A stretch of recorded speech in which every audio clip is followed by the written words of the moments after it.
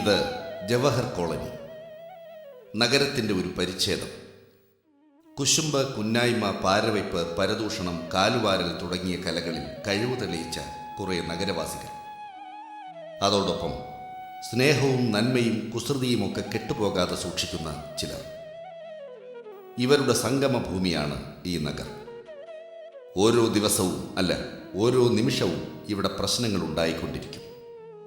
ഇതാ ഇന്ന് ഈ വെളുപ്പാങ്കാലത്തും ഇവിടെ ഒരു കൊച്ചു ഭൂകമ്പത്തിനുള്ള ആരംഭമാണെന്ന് തോന്നുന്നു. ചോദിക്കും, ഞാൻ ചോദിക്കും, എനിക്ക് പേടിയൊന്നുമില്ല. ഒരു പ്രസിഡന്റ് പ്രകാശ് കുമാർ നേതാവ് ചോദിക്കണം. നേതാവല്ലേ പിന്നെ ആരാ ചോദിക്കുക മാത്രമല്ല, ചിലപ്പോ ഞാൻ കൈവച്ചെന്ന് വരും. അത് തന്നെ. അപ്പോഴെന്നെ തടയാൻ ആരും തടയില്ല. ഇതെവിടെ നോക്കി തുപ്പുന്നത്? നമ്മുടെ ഇവിടുത്തെ കോളനിക്കാർക്ക് എന്തോ അറിയാം. ഒരു പ്രദേശത്തെ ഭരണാധികാരി അളക്കേണ്ടത് അവിടുത്തെ ക്രമസമാധാനം നിലനിർത്തിയിട്ടാണ്. കക്കല്, കൈയിട്ട് വരല്, കാലുവരല് ഇതൊന്നും സാധാരണക്കാരനെ ബാധിക്കുകയല്ല. പക്ഷേ അവനവന്റെ കൂരയ്ക്കുള്ളിൽ സ്വസ്ഥമായിട്ട് ഉറങ്ങാൻ പോലും പറ്റിയില്ലെങ്കിൽ പിന്നെ അധികാരി വെച്ചുകൊണ്ടിരിക്കാൻ പാടില്ല. അത് തന്നെ. ഈ കള്ളന്മാര് കാരണം ഈ കോളനിയിൽ ആർക്കും സ്വസ്ഥമായിട്ട് ഉറങ്ങാൻ വയ്യ. ഒന്നുകിൽ കള്ളനെ പിടിക്കണം, അല്ലെങ്കിൽ പ്രസിഡന്റിനെ പുറത്താക്കുമെന്ന് പറയണം. പറയും, മുഖത്ത് നോക്കി പറഞ്ഞേ പുറത്താക്കും. വൈകി കഴിഞ്ഞിട്ട് പോവാൻ പറയുന്നത് നിങ്ങൾ. Good morning. Good morning. Good morning. Good morning എന്ന് പറയണ്ടത് അത്യാവശ്യമായിട്ട്. Good morning. എല്ലാരും എങ്ങോട്ടേക്കാ? ഇന്ന് ഇതിനൊരു തീരുമാനം ഉണ്ടാക്കണം. കഴിഞ്ഞ 2 ആഴ്ചയായിട്ട് ഇത് എത്രാമത്തെ തവണയാണെന്ന് അറിയോ നമ്മുടെ കോളനിയിലെ മോഷണം പിടിച്ചു പറയും. ആ പ്രസിഡന്റിനെ കണ്ട് കാര്യങ്ങൾ പറഞ്ഞിട്ട് തന്നെ കാര്യം. മേജർ സാർ കൂടെ അത്രേ ഉള്ളൂ കാര്യം. ഞാൻ വന്നേക്കാം. ഇങ്ങാര് വരില്ലെന്ന്. ഇങ്ങാരെ പെണ്ണുമ്പള പറയാതെ ഇങ്ങനെ വീട്ടിൽ നിന്ന് പുറത്തിറങ്ങത്തില്ല. ഇങ്ങാര് പണ്ടേ ഒരു മൂരാച്ചിയാ, അറിഞ്ഞൂടെ? 7 മണിക്ക് തന്നെ ഷൂട്ടിംഗ് തുടങ്ങും. അതും അർജുൻ സാറിന്റെ പടം. സാറ് പ്രത്യേകം പറഞ്ഞിട്ടാ ഈ പടം ഞാൻ കമ്മിറ്റ് ചെയ്തത് തന്നെ. ഇങ്ങനെ ലേറ്റ് ആയ സാറിന് ഫീൽ ചെയ്യില്ലേ? ഇനി ആ കാറുകാരന് വഴിതെറ്റിയതായിരിക്കും. അതിന് വഴിയില്ല. സിനിമാ നടി ബിന്ദുവിന്റെ വീട് ചോദിച്ചാ ഈ കോളനിയിൽ ആർക്കെങ്കിലും അറിയാതിരിക്കൂ? അത് ആന്റി ചേച്ചി ഒരു ആക്കാക്കിയതാണല്ലോ. കൊത്തി കൊത്തി മുറത്തിക്കേറി കൊത്തുന്നോ? അത് നേതാവിന്റെ ലക്ഷ്മിച്ചി, ദേ സ്നേഹേ, ദേ നമ്മുടെ നേതാവ് ജാഥ നയിച്ചു വരുന്നു. പറ്റത്തില്ല, എന്റെ വീട്ടിലെ കള്ളം കയറിയത്. സ്വന്തം വീട്ടിൽ കള്ളം കയറിയപ്പോ നേതാവിന് പൗരബോധം നടന്നു. അതങ്ങനെ അവനോന്റെ തടി നോമ്പഴല്ലേ തല്ലിന്റെ വേദന അറിയൂ. എന്റെ പെങ്ങന്മാരെ, നിങ്ങൾക്ക് വേണ്ടിട്ട് കൂടെ ഞാൻ അങ്ങോട്ട് പോകുന്നതേ പ്രകാശകുമാരന്റെ വീട്ടിൽ ചെല്ലുക, 2 വാക്ക് പറയുക, എന്നിട്ട് പിടിച്ചങ്ങ് പുറത്തേക്ക്. അത് തന്നെ. ഇന്നതേ എന്റെ വീട്ടിൽ കള്ളം കയറി, നാളെ ഈ ഹോസ്റ്റലായിരിക്കും വരിക. പിന്നെ ഇങ്ങ് വരട്ടെ, കള്ളന് കഞ്ഞി വെച്ചവരാ ഞങ്ങള്. അല്ല, അങ്ങനെയാണെങ്കിൽ നിങ്ങളോട് വാ, നമുക്ക് പെരും കള്ളനെ അങ്ങ് രാജിവെപ്പിക്കാം. എന്ത്? പാടില്ല. എന്ത്? സ്ത്രീകളെ ഇതിലേക്ക് വലിച്ചിടാൻ പാടില്ല. അവരെ വീട്ടിലിരിക്കേണ്ടവരാ. നമ്മള് പുരുഷന്മാരെ അവരെ സംരക്ഷിക്കണം. അങ്ങനെയല്ലേ പെങ്ങന്മാരെ? ഓ, അങ്ങനെ ആകട്ടെ ആങ്ങളെ. ഇപ്പൊ കാണാം പട്ടി ചന്തയ്ക്ക് പോയ പോലെ.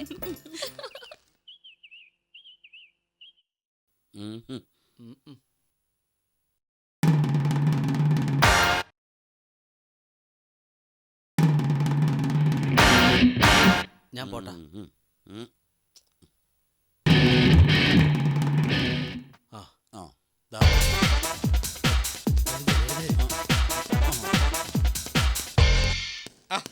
എന്താ എല്ലാരും കൂടി ഒരുമിച്ച്? സുമേ, എടി നമ്മുടെ കോളനിയിൽ വേണ്ടപ്പെട്ടവരൊക്കെ വന്നു നിൽക്കുന്നു. നീ എന്താ അവർക്കൊരു ചായ പോലും കൊടുക്കാത്ത? ചായയോ? ഞാൻ ഹോർലിക്സ് എടുക്കായിരുന്നു. അടിപൊളി. അപ്പൊ നീ ആള് കൊള്ളാമല്ലോ. ഭർത്താവിന്റെ മനസ്സ് കണ്ടറിയുന്ന ഭാര്യ. മഹിള ആര്? അതിരിക്കട്ടെ, എന്താ എല്ലാരും കൂടി ഒരുമിച്ച്? പ്രത്യേകിച്ച് എന്തെങ്കിലും? അത് പിന്നെ ഒരു പറയൂ, എന്താണെന്ന് വെച്ചാ പറയൂ, പേടിക്കാതെ പറയൂ. അല്ല, അത് പിന്നെ അങ്ങോട്ട് പറയുന്നു. ഞാൻ പറയാം. ഹലോ, അതെ ഉണ്ടല്ലോ, കൊടുക്കാം. ആരാ? ആർക്കോ എന്തോ പരാതി പറയാനുണ്ടോ? ആ, അതെ, CI പ്രകാശ് കുമാർ സ്പീക്കിംഗ്. തരം പറയുന്നു. തെണ്ടി ഇടിച്ചു നിന്റെ നട്ടല് ഞാൻ തകർത്തുള്ളേ. എടാ, CI പ്രകാശ് കുമാറിന്റെ പരാതി പറയുന്നടാ. എടാ, കഴിഞ്ഞ ആഴ്ച നിന്നെ പോലെ ചിലര് പരാതി പറഞ്ഞിട്ട് എന്റെ സ്റ്റേഷനിൽ വന്ന് എന്റെ സ്റ്റേഷൻ ഭരണം ശരിയല്ലെന്ന്. ഞാൻ എന്തിനെന്നറിയാമടാ? അവന്റെ കയ്യെ തിരിച്ച് വളച്ച് ഇടിയും കൊടുത്ത് ഒരു അടി അടങ്ങുന്നവന് കൊടുത്ത് ഇടിച്ചവന്. ബാക്കി എല്ലാം ഈ പ്രകാശ് കുമാർ. പക്ഷെ പരാതി അത് ഞാൻ സഹിക്കില്ല. നേരാ, കൊലപാതകം നടത്തി വരുന്ന പ്രതികളായിക്കോട്ടെ, ഏട്ടിന് ദേഷ്യം വരില്ല. പക്ഷെ പരാതിക്കാര് ഇപ്പൊ തന്നെ ഈ വീട്ടിൽ ഒറ്റ പരാതിയും പറയാറില്ല. ഏട്ടൻ ഈയിടെ ഈ ആരോഗ്യം ശ്രദ്ധിക്കുന്നില്ലെന്ന് ഞാനൊന്ന് പരാതി പറഞ്ഞു. ഈശ്വര, അന്ന് ഈ ഒരു വീട് 2 വീടാക്കി. അതൊക്കെ പോട്ടെ, അതിരിക്കട്ടെ. നിങ്ങൾ എന്തിനാ ഇപ്പൊ ഇങ്ങോട്ട് വന്നത്? അല്ല, ഞങ്ങൾ വെറുതെ ഒന്ന് വന്നേ ഉള്ളൂ. വെറുതെ ഇരുന്നപ്പോ സാറിനെ ഒന്ന് കാണണമെന്ന് തോന്നി ചുമ്മാ വന്നത്. ആ ശരി. എന്നാ പിന്നെ ഞങ്ങൾ ഇറങ്ങട്ടെ. ഓ ശരി ശരി ശരി. അല്ല, അടിക്കാനല്ല, എന്റെ കോളനി ഭരണം എങ്ങനെ നന്നായിട്ട് പോകുന്നുണ്ടോ? കൊള്ളാം. സംശയമുണ്ടോ? കത്താത്ത ലൈറ്റുകളില്ല, പൊട്ടിയ ഓടകളില്ല, റോഡിലാണെങ്കിൽ കുണ്ടും കുഴി പോലും ഇല്ല. പിന്നെ അശോകൻ, ഏതാ ചരിത്രത്തിലെ പുള്ളിയുടെ ഭരണകാലം പോലെ നമ്മുടെ കോളനി ഭരണം ഇപ്പൊ മതി മതി മതി. അതുകൊണ്ട് ഒരു ഭരണാധികാരി സംതൃപ്തനാവുന്നത് പ്രജകൾ സസുഖം വാഴുന്നുവെന്ന് അവർ അവരുടെ സ്വന്തം വാഗോണ്ട് പറയുമ്പോഴേ എനിക്ക് തൃപ്തിയായി. സുമേ, എന്തോ ഇവർ കോർലിസ് കൊടുത്തില്ലേ? അയ്യോ, അത് തിളച്ചു പൊങ്ങിപ്പോയി. പകരം ജീരകവെള്ളം കൊണ്ടുവരട്ടെ. അയ്യോ, അതിന്റെ ഒന്നും കാര്യമില്ലെന്ന് പറഞ്ഞത് എന്നെ നന്നായി. അത്യാവശ്യം കാര്യമുണ്ട്, അതുകൊണ്ടാണ്. അപ്പം പിന്നെ ഒരു കാര്യം, ഇടയ്ക്കിടയ്ക്ക് ഇങ്ങോട്ട് അയ്യോ, വരണം. അതിനെന്താ? എനിക്ക് ഈ കോളനിക്കാരെ കാണുമ്പോ എനിക്ക് എന്റെ കൂടെ പറപ്പുകളെ പോലെ തോന്നുന്നത്. എന്നാ ശരി, ഞങ്ങൾ ഇറങ്ങട്ടെ എന്നാ. ശരി, വാ, വാ. അയ്യോ, പിന്നെ ഒരു കാര്യം പറയാൻ വിട്ടുപോയി. അടുത്ത പ്രാവശ്യം വരുമ്പോഴേ ഈ ഹോർലിക്സ് വേണ്ട, ചിരി നാരങ്ങ വെള്ളം വല്ലതും കിട്ടിയാൽ മതി. അതാവുമ്പോ തിളച്ച് തൂവി പോത്തില്ലല്ലോ. ആക്കിയതാണല്ലോ. എന്നാ പിന്നെ ശരി. ഓ, നമ്മൾ തമ്മിൽ എന്തൊരു മാച്ചിങ്. യുഗാന്തരങ്ങളായിട്ട് നമ്മൾ ഭാര്യയും ഭർത്താവും തന്നെ ആയിരുന്നിരിക്കും. സത്യം ചേട്ടാ. എന്റെ പൊന്നെ, നിന്നെ എനിക്ക് വേണ്ടി തന്നെ വച്ചിരുന്നല്ലോ. അല്ല, നിങ്ങളുടെ പോക്ക് കണ്ടപ്പോഴേ ഞാൻ നിശ്ചയിച്ചു ഇതിങ്ങനെ അവസാനിക്കും. എൻ്റെ നേതാവേ, ഇതെത്ര പ്രാവശ്യമായി നിങ്ങളിങ്ങനെ പരാതിപ്പെടാൻ പോകുന്നു? എന്റെ മേജറെ, അതിന് ഒരു പ്രാവശ്യമെങ്കിലും പരാതി കേൾക്കാനുള്ള സാവകാശം ആ പ്രസിഡന്റ് കാണിക്കണ്ടേ? ഫോൺ ഒഴിഞ്ഞ ഒരു നേരമെങ്കിലും അയാൾക്കുണ്ടോ? കിട്ടും, കാത്തിരുന്നു. ഇതൊക്കെ അയാളുടെ ഒരു തരികിട നമ്പറല്ലേ, അല്ലാതെ പിന്നെ എപ്പോ പരാതി പറയാൻ ചെന്നാലും അപ്പോഴല്ലോ ഓരോ പരാതിക്കാരുടെ ഫോൺ.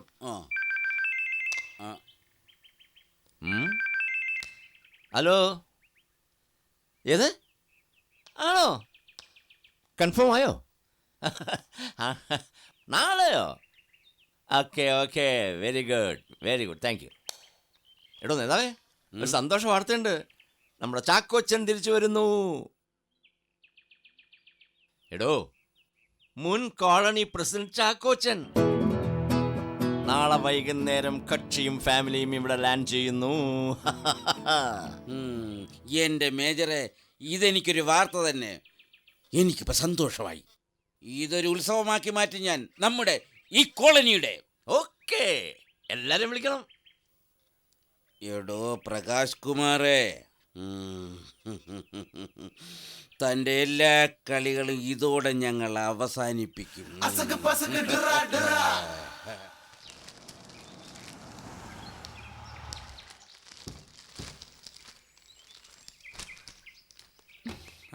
ഹലോ, ഇതെന്തോന്ന് വിജനവീതിയാ? ഇവനെന്ത് കണ്ടിട്ടൊരു മൈൻഡ് ഹലോ. ഇല്ലാത്ത? വരണം സാർ. ഓറഞ്ച്, ആപ്പിൾ, മുന്തിരി ഏത് വേണമെങ്കിലും എടുക്കാം മാഡം. പുതിയ ആളാണല്ലേ? അതെ സാർ.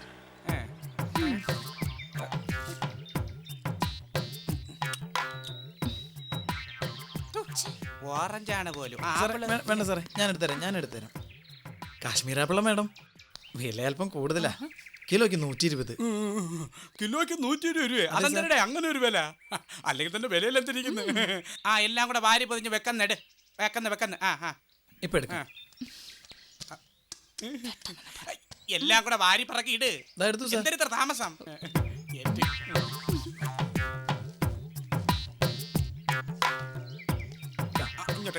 ഹലോ.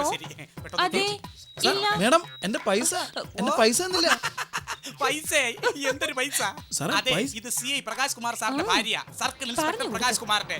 പിന്നെ അധികാരികളെക്കാൾ കൂടുതൽ നമ്മൾ ബഹുമാനിക്കേണ്ടത് അധികാരമുള്ളവരുടെ കൂടെ നിൽക്കുന്നവരെയാണ്. ഇതൊക്കെ എന്ന് എന്റെ പൊന്നമ്മാവ മനസ്സിലാക്കുന്നത്. മൂത്ത് നരച്ച കുഴി പോവാറായല്ലോ. അയ്യോ ചേച്ചി, ഇങ്ങനെ നിന്നാ മതിയാ? പാലിന്റെ കാര്യം മറന്നോ?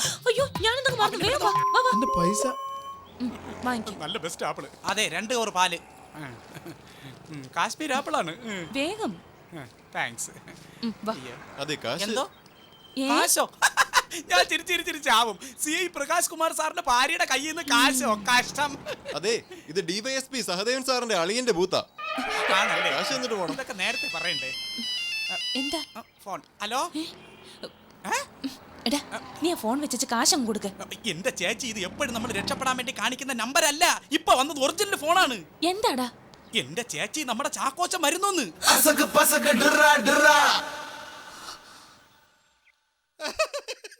അയ്യോ ചിരി ചിരിച്ച് ചാവും ഞാൻ. അയ്യോ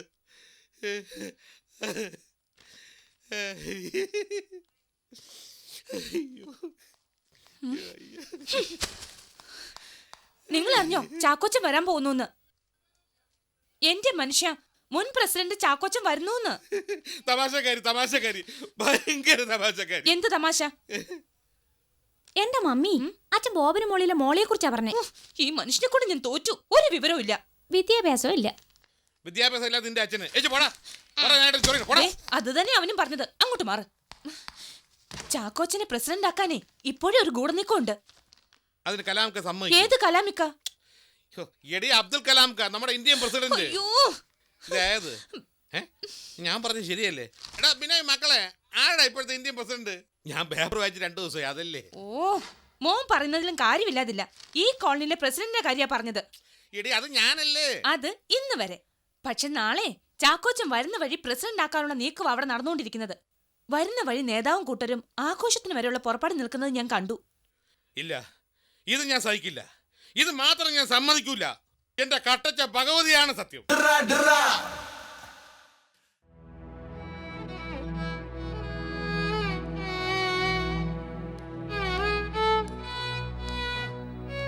ശ്ശെ, വിഷമിക്കല്ലേ എന്റെ സാറേ. ഒന്നുമല്ലെങ്കിലും ഇപ്പോഴത്തേക്കെങ്കിലും സാറ് പ്രസിഡന്റ് അല്ലേ. ഇത്തരം ഘട്ടങ്ങളെ അധികാര ശക്തി കൊണ്ടല്ല, ബുദ്ധി കൊണ്ട് വേണം ജയിക്കാൻ. ബുദ്ധി കൊണ്ട്. ആ, അത് തന്നെ. സത്യം പറഞ്ഞ ചാക്കോച്ചൻ വരുമ്പോ അന്നച്ചടത്തിയും വരും. അതോടെ കോളനിയിൽ എന്റെ വെയിറ്റ് കുറയും. അതിന്റെ വിഷമത്തില ഞാൻ. അപ്പൊ അതിനേക്കാൾ വലിയ വെപ്രാളം ഇവിടെ. പ്രകാശ് ചേട്ടാ, ഈ പ്രശ്നം ഞാൻ കൈകാര്യം ചെയ്യാം. അത് തന്നെ. ദേ സാറേ, സിംഹങ്ങൾ നേരിട്ട് ഒന്ന് അറ്റാക്ക് ചെയ്യൂല. പ്ലാൻ തയ്യാറാക്കി റെഡിയായി ഇരിക്കും. ഇര മുന്നിൽ വന്നങ്ങ് വീഴും. അപ്പൊ രാജാവ് ചാടി അങ്ങ് വീഴും. പിന്നെ ഒരടി ഒരു കടി. അതാണ് ഈ സിംഹത്തിന്റെ പ്രത്യേകത. സിംഹം അല്ലടേ, സിംഹം. ഓ, എന്തരാണെങ്കിലും കാര്യം പിടികിട്ടിയല്ല. എന്റെ ചേട്ടാ, അവര് വരട്ടെ, ആഘോഷങ്ങൾ നടക്കട്ടെ. പക്ഷേ ഈ സുമ ജീവിച്ചിരിക്കുമ്പോ പ്രകാശ് കുമാർ ചേട്ടൻ പ്രസിഡന്റും സുമ മിസസ് പ്രസിഡന്റുമായിട്ടെ കണ്ണടയ്ക്കൂ. സുമേ, എന്താ ചേട്ടാ? നമ്മുടെ മനസ്സുകൾ തമ്മില് എങ്ങനെ ഇങ്ങനെ അങ്ങ് ഐക്യപ്പെട്ടത്? എന്തൊരു യോജിപ്പുകള്. തന്നെ സാറേ, തന്നെ സത്യം. വേറൊരുത്തനെ കുഴിയിലാക്കേണ്ടി വരുമ്പോ ഇതുപോലുള്ള യോജിപ്പുകൾ എല്ലായിടത്തും ഉണ്ട്.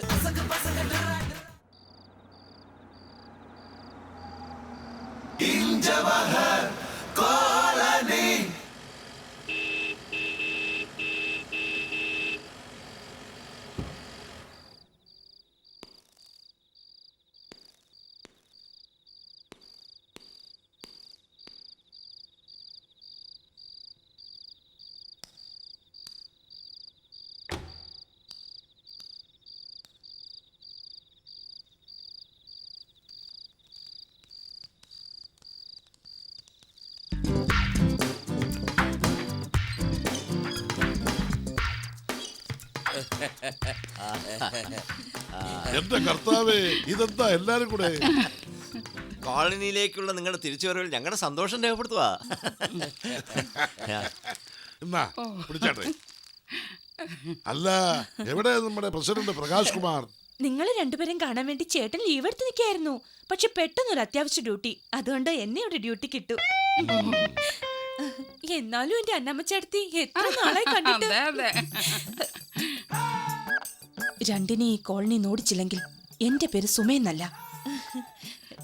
നീ നിന്റെ ചേട്ടനും മനസ്സിൽ കാണുന്നത് അന്നക്കുട്ടി ആകാശത്ത് കാണും. വയ്യ ചങ്ങാതിമാരെ, വയ്യ. പ്രസിഡന്റും പ്രധാനമന്ത്രിയും ഒക്കെ ആകാനുള്ള ആരോഗ്യം എനിക്കില്ല. അഥവാ ആരോഗ്യം ഉണ്ടെങ്കിലും ആഗ്രഹം തീരെയില്ല. സമ്മതിച്ചു, ചാക്കോച്ചൻ ആഗ്രഹമില്ല. പക്ഷേ ഈ കോളനിക്കാർക്ക് അവർക്കൊരൊറ്റ ആഗ്രഹമേ ഉള്ളൂ, ചാക്കോച്ചൻ പ്രസിഡന്റ് ആവണം. ഭൂരിപക്ഷത്തിന്റെ കൂടെ നിൽക്കുക എന്നതാണ് ജനാധിപത്യ മര്യാദ. ഏകാധിപതികൾ വാഴുന്നിടത്ത് കാലം ചാക്കോച്ചനെ പോലുള്ള ചില തിരുത്തൽവാദികളെ കൊണ്ടിറക്കും. രവിചന്ദ്രൻ പറയുന്നതിലൊരു ശരിയുണ്ട്. ഇവിടുത്തെ മാറി മാറി പലരും ഭരിച്ചു. പക്ഷെ ചാക്കോച്ചനെ പോലെ സത്യസന്ധതയും ഒന്നും പറയണ്ട. ചാക്കോച്ചനൊന്ന് മുന്നിൽ നിന്ന് തന്നാ മതി, ബാക്കി കാര്യം ഞങ്ങൾ ഏറ്റിരിക്കുക, ഇല്ലയോ? എന്ന് വെച്ചാൽ എന്നെ മുന്നിൽ നിർത്തിയിട്ട് നിങ്ങൾക്ക് പിന്നിൽ നിന്ന് എന്നെ കൊണ്ട് ഭരിപ്പിക്കണം. അതായത് മുഖം മൂടിയായിട്ട് ഞാൻ നിൽക്കണം, അല്ലേ? അയ്യോ അങ്ങനെയൊന്നുമല്ല. ആ, ഇനി ഇത് കുടിച്ചിട്ട് സംസാരിക്കാം. ആ, അതിനിടയ്ക്ക് നാണവും വന്നു. അതൊക്കെ കൊടന്നാമേ. ഇതൊന്നും വേണ്ടായിരുന്നു. ഓ താങ്ക് യു താങ്ക് യു.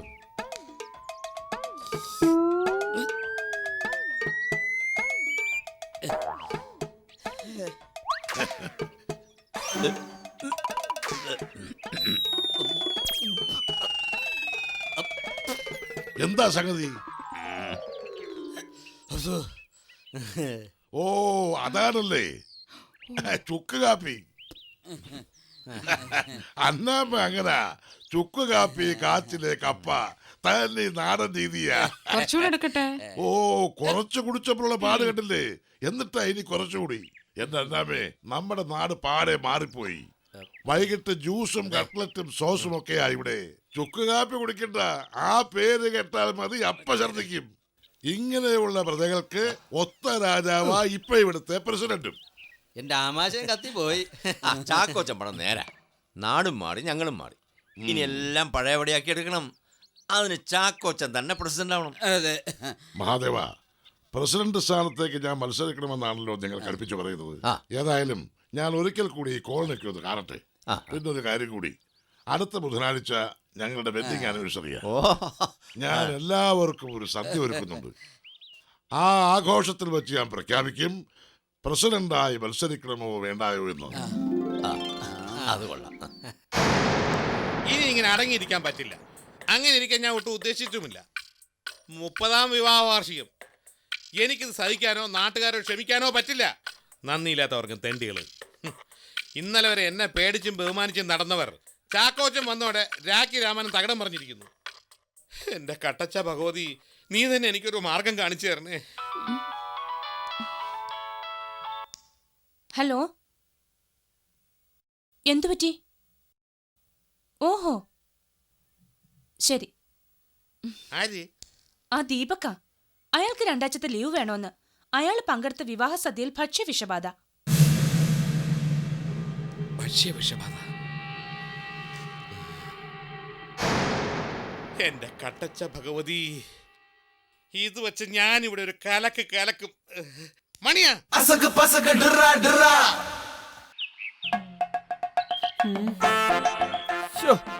ഈ പ്രകാശ് സാറിനെ കാരണം വീട്ടിലിരിക്കാൻ പറ്റാത്ത അവസ്ഥയാണല്ലോ. വാടക എന്ന് പറഞ്ഞ് കിടന്ന് ചാവൂല്ലേ, കൊടുക്കുമല്ലോ. പുറത്തിറങ്ങിയ ജീപ്പ് അപ്പ കൊണ്ട് മുമ്പ് നിർത്തും. ഓ, ഇന്നലെ ഓടാൻ പെട്ട പാട്. ഓടി അവസാനം നമ്മുടെ ജീവിതം ഓട്ടത്തിൽ അവസാനിക്കും. എന്തോന്നടി നീ കുറെ നേരമായിട്ട് എന്നെ നടത്തിക്കാണല്ലോ. ഇവിടെ എവിടെയെങ്കിലും കാണും വായു നോക്കിയാണല്ലോ അവന്മാര്. സാറേ നോക്കിക്കുന്ന അവന്മാര്.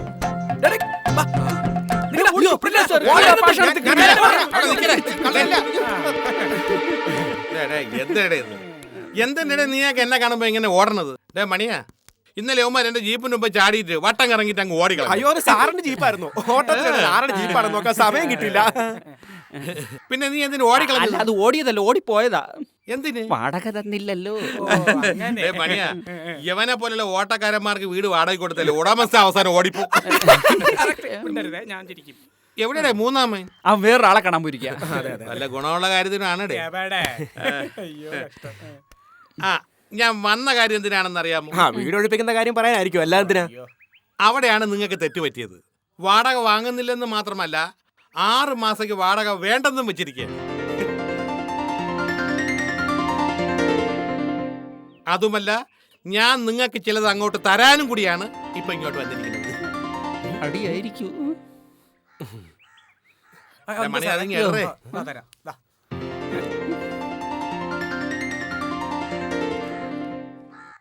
ഇതൊരു കൈനീട്ടമായി. ഇത് വാങ്ങിരടേ. ബാക്കി പിന്നാലെ വരും. വാങ്ങിരടേ. വാങ്ങായി. അല്ല സാർ, ഇത് ഇത് മഹാലക്ഷ്മിയാണ് കൈ വരണത്. വാങ്ങിരടേ. വാങ്ങ്. സമാധാനമായി. ഇനി കാര്യങ്ങൾ എന്തൊക്കെയാണെന്ന് മണിയെ നല്ല മണി പോലെ പറഞ്ഞു തരും. പറഞ്ഞോട് മണിയാ. ഈ 20 അതായത് മറ്റന്നാൾ ചാക്കോച്ചന്റെയും ഭാര്യയുടെയും 30ാം വിവാഹ വാർഷികമാണ്. അന്ന് നേതാവ് കൂട്ടരും കോളനിയുടെ വകയായി ആഘോഷങ്ങൾ തീരുമാനിച്ചിട്ടുണ്ട്. അന്ന് ചാക്കോച്ചന്റെ വക സദ്യ, നേതാവിന്റെ വക പായസം.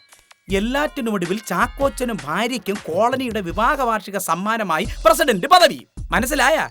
സദ്യയ്ക്ക് ശേഷമുള്ള ചെറിയൊരു സമ്മേളനത്തിൽ വെച്ചാണ് ഈ പറഞ്ഞ കാര്യങ്ങൾ നടക്കുന്നത്.